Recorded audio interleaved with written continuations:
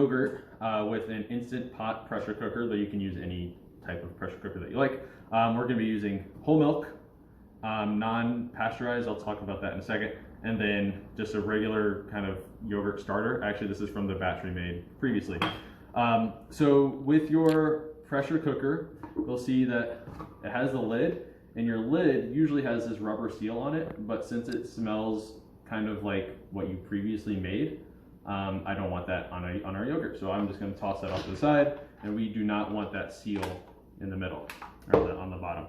So what we're going to start with is turning this on to saute, and that is what we're doing now.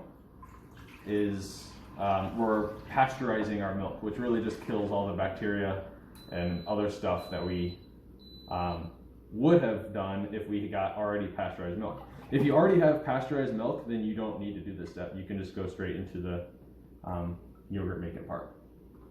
So we're going to wait till this gets to about 180 degrees, and you will need a thermometer for this, otherwise you're just guessing.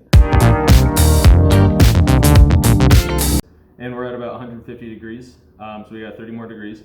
But what I like to do, after this is heated up to 180, we have to cool it. So when we cool it, it's got to go back down to 110 degrees. Now it doesn't matter how long it takes to get there, but I like to do it pretty quick just because I'm not patient. So a trick I've done is I just like to fill up a sink about halfway up. So it'll be about halfway up the side of the pot. And I just fill it up, and I'm going to put it back in, and that way it's going to cool pretty quickly as opposed to just leaving it out at room temperature. So it's about 180 degrees. And take it out. It's going to be pretty hot, but you can pick it up with your hands. And then you just dip it in a cold bath, just like so. And while you're doing this, again, if you cool it all, or if you stir it up a little bit, it's going to cool off a little bit more, get some air in there.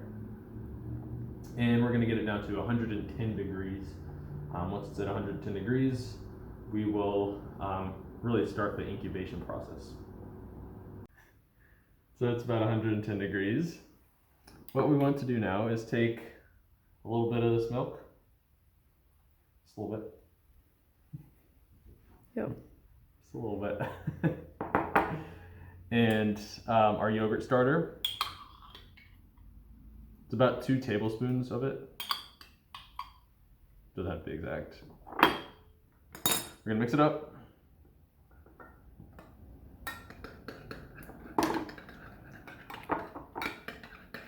And so now it's just kind of like a thick smoothie of yogurty milk.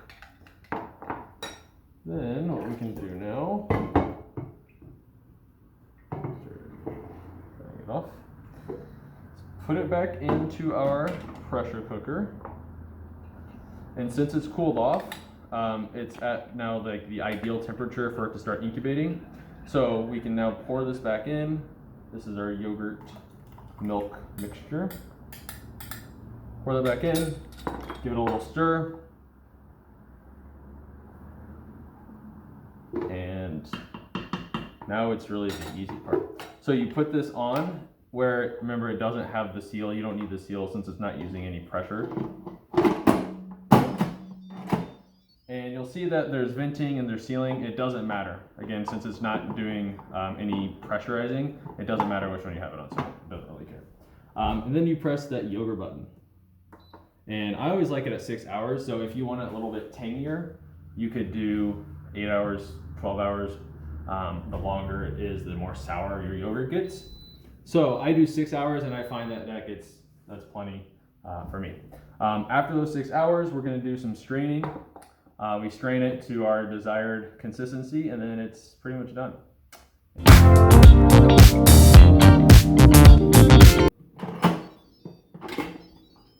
It's been 6 hours. Look at that. So you can see, obviously, it's thickened up a little bit. All we're going to do is put a lid on it still, and we're going to chill for about 2 hours. And then we're going to strain it after that.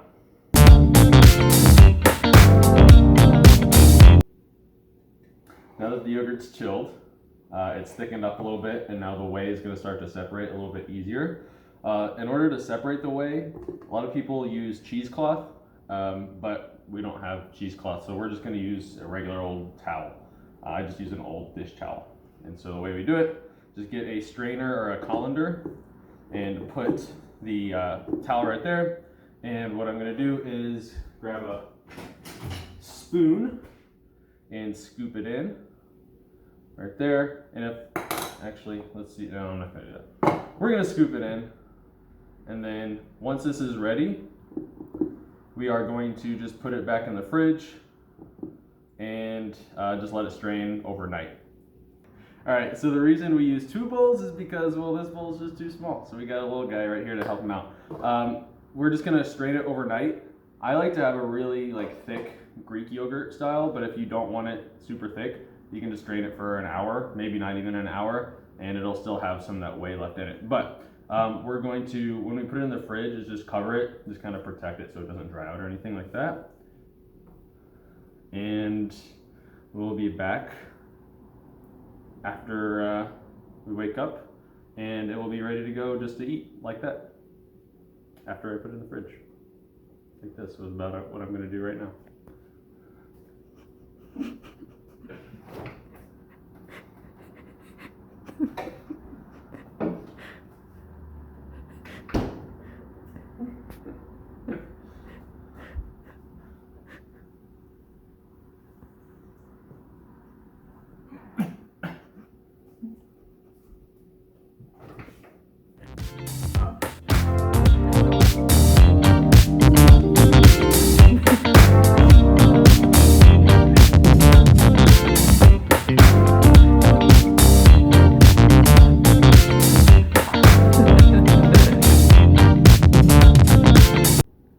Go.